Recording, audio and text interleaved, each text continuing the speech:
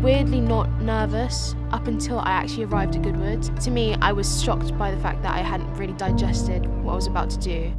I didn't think I'd done enough to be able to win, and I felt inexperienced in comparison to other people, but it worked out. It was just daunting meeting all of the people I was racing against because they were so much older than me, and I just felt towered by these greats.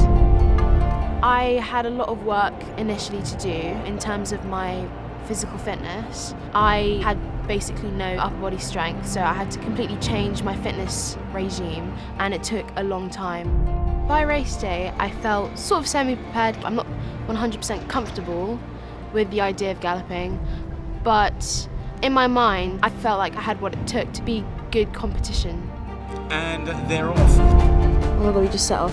As soon as we set off, I literally nearly lost my balance because I had never gone from walk to gallop, so it was just a weird sensation. I'm behind Louisa and Vogue Williams. They're both on really high-ranked horses, so I said to myself, if I stick behind them, I'd probably get quite far because they're a good lead and they're both sprinter horses. Harrah's Hero is still right there as well, Black Beauty on the far side. I remember this bit really, really clearly. I just remember 4 horses and their kickback. I was like eating it like it was a hot meal.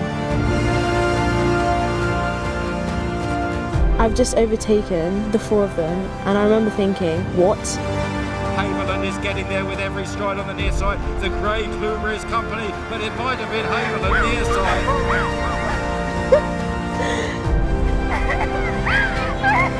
And I'm like screaming so much at this point, it's disgusting.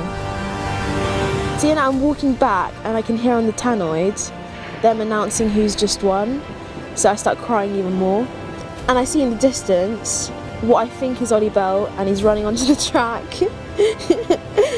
and jumping on Charlie Fellows. I think that's my favourite bit, just after the race. Watching it over reminds me how crazy and chaotic the day was for me. You know, a year on, it's really nostalgic, I guess. Kind of makes me want to do it again, like I really want to race again. One of the main things that I had to adapt to was the idea that I was a role model to people. To me, that was very strange because literally a couple months before my race, I was seeking for role models and inspiration to help motivate me through my training. And to think that I had gone from the opposite side of the spectrum was so mind-blowing to me. Peckham is a very bustling and very diverse area. There's a lot of nationalities and backgrounds. I walked into the cinema and they had the Peckham Peculiar, which is a local magazine, and it had my face right on the front page, and my whole family was like, what? Yeah, we picked up loads, which was really fun. Growing up in Peckham, my parents weren't rich, came to the UK with nothing, and as a result, whilst growing up, my parents have ingrained this determination for me to be a success, despite coming from a small background. And I hope that other people like me and in communities like me can aspire and have big dreams and achieve goals that they wouldn't imagine.